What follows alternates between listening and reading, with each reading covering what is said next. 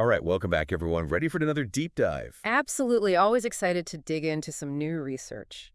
Well, today we're taking a look at the Swedish work model. And, it's something that's been praised for years. Oh, yeah, it's like the gold standard, right? Exact Yeah. for worker well-being and a strong economy. But we've got a whole stack of academic papers here, and they paint a picture of a model that's under some serious pressure. Yeah, it's facing a lot of challenges, kind of a crossroads, you could say. Yeah.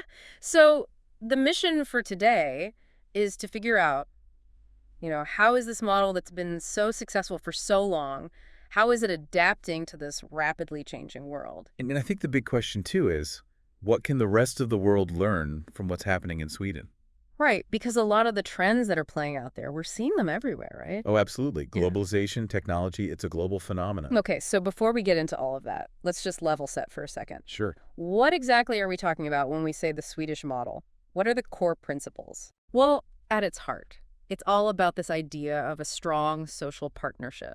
Okay, so unpack that a little bit. Sure, so you have these incredibly strong labor unions, and they have real bargaining power. Okay, so that's a big part of it, the unions. Yeah, then you've got a wage policy that's specifically designed to keep income inequality low.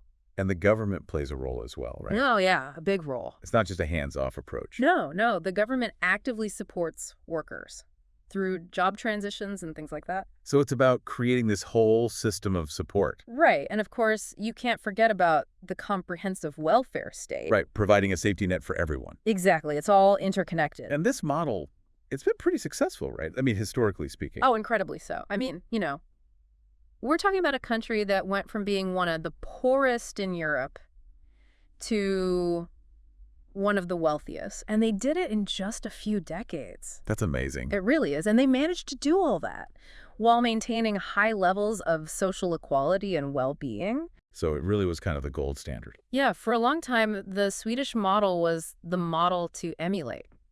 Okay, so now let's fast forward to today.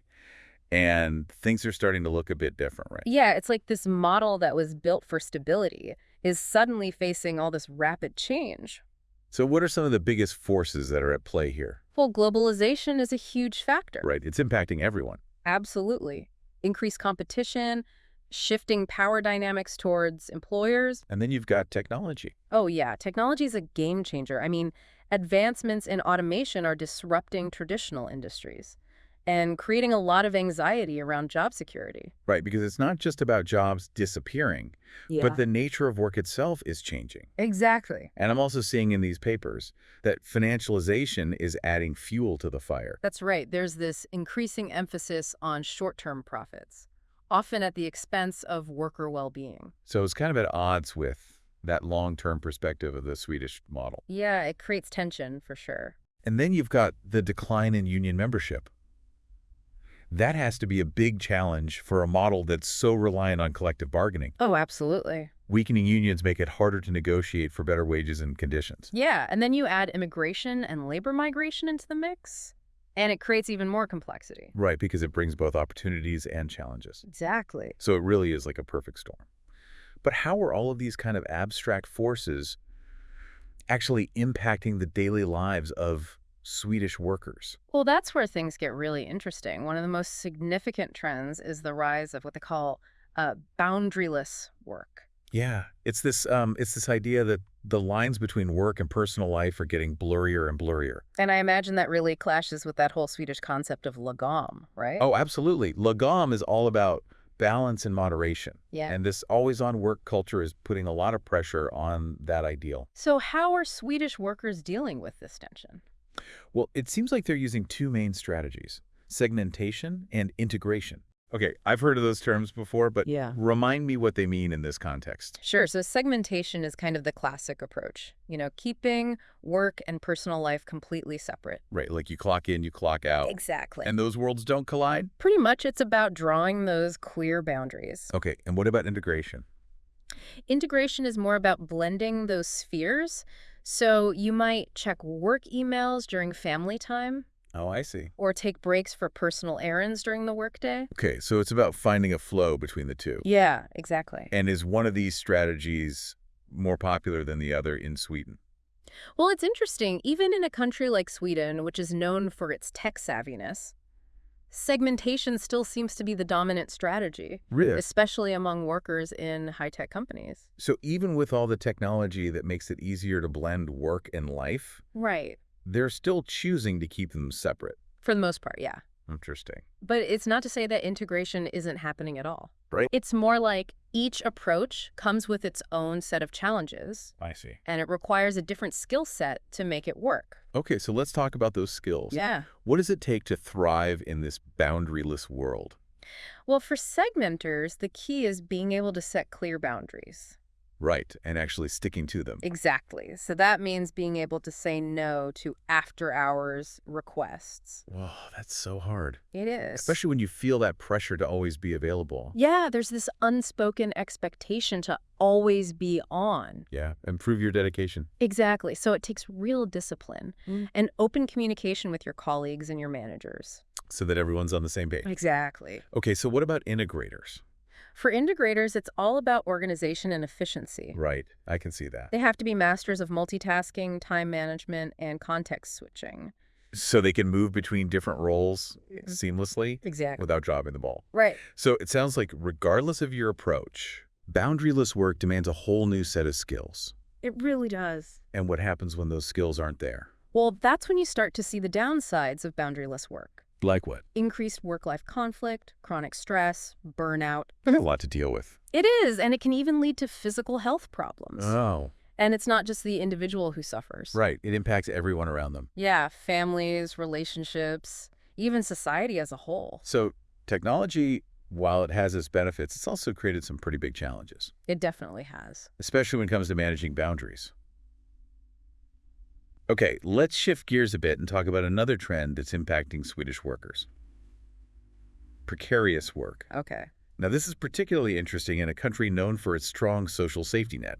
Yeah, it's kind of ironic. Sweden built its reputation on secure, long-term employment. Right. But now even they are grappling with this global shift toward more flexible but often less stable forms of work. So we're talking about part-time gigs, temporary contracts, all those jobs that lack traditional benefits and security, right? Exactly. And it's happening across various sectors, but especially in retail, hospitality, and of course the gig economy. The gig economy, that's a whole other can of worms. Is. Because on the one hand, you have this promise of flexibility, being your own boss. Right. But on the other hand, there's the potential for exploitation. Oh, absolutely. Low wages, lack of safety nets. Yeah, if it's not properly regulated. So it's a real dilemma for a country like Sweden It is. with its strong labor regulations. How do you balance worker protection with the dynamism of this new way of working? Right. It's like trying to fit a square peg into a round hole. Exactly. So what are some of the ideas being floated around to address this?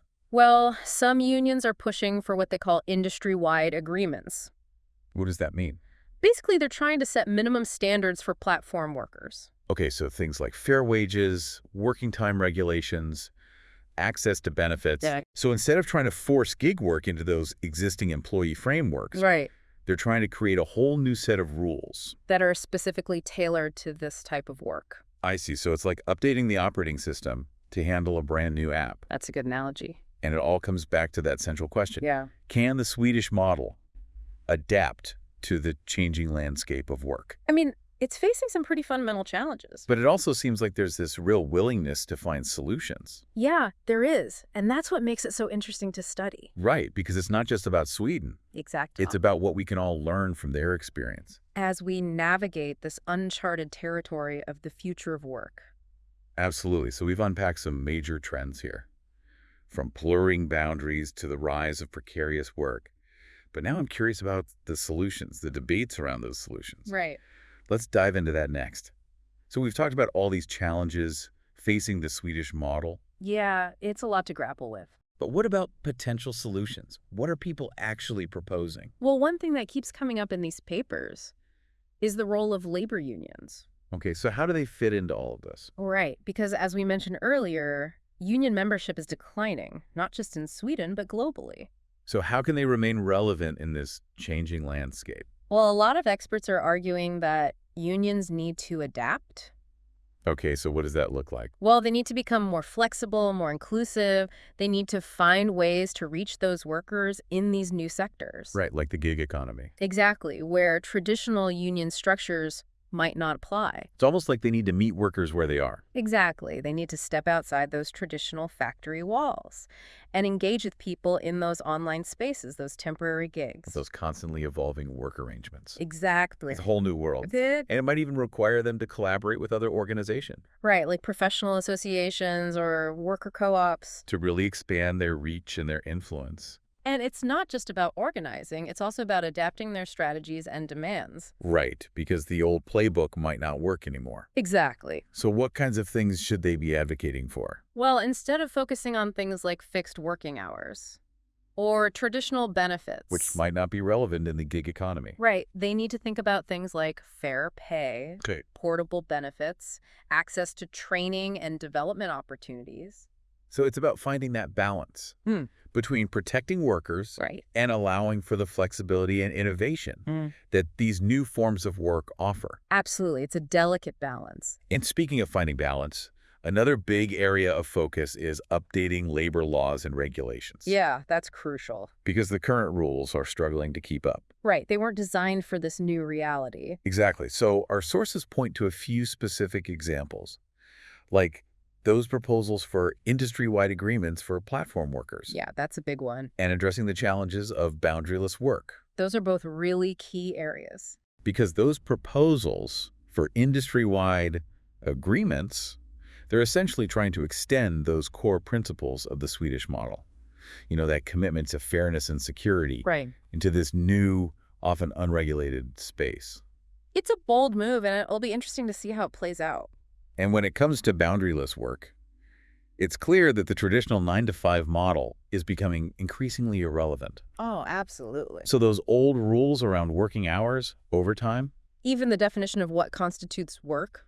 yeah, all of that needs a serious rethink. Policymakers are really grappling with how to protect workers from burnout and exploitation. Right, without stifling the flexibility that many people actually want. It's a tough challenge. And it raises a really important question. You know, if Sweden, a country that's known for its strong worker protections, is struggling to keep up with these changes, what does that mean for the rest of the world? Right. What about those countries where labor laws are weaker and social safety nets are thinner? I mean, it's a bit of a sobering thought.